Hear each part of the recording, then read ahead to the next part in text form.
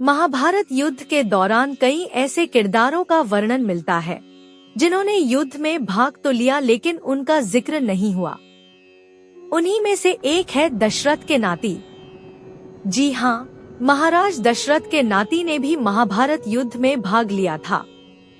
इतना ही नहीं बल्कि इन्होंने अर्जुन के पुत्र का भी वध किया था। ऐसे में आपको पता होना चाहिए कि महाभारत में दशरथ के किस नाती ने भाग लिया। आइए जानते हैं।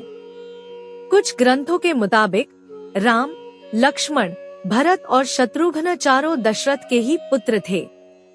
लेकिन क्या आप जानते हैं उनकी एक पुत्री भी थी? जी हाँ, जिसका नाम था शांता। हालांकि शांता का जिक्र वाल्मीकि रामायण में नहीं हुआ, लेकिन वहीं कुछ ऐसे ग्रंथ हैं जिनमें शांता का जिक्र होता है।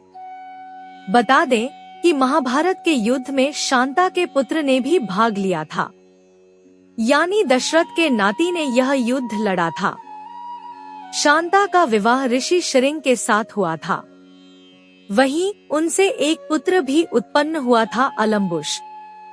ये पांडव के भी रिश्ते में लगते थे, लेकिन वे उनसे काफी नाराज थे क्योंकि पांडवों ने युद्ध के दौरान जीतने के लिए छल का सहारा लिया था।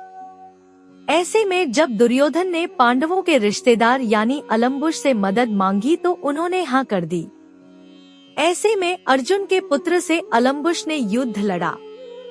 युद्ध में अलम्बुश ने इरावन का वध कर दिया। तब श्री कृष्ण ने अलम्बुश को उसकी भूल का दंड दिया और उन्होंने भी भीम के पुत्र घटोत्कच को युद्ध भूमि में उतारा। घटोत्कच और अलम्बुश का युद्ध हुआ।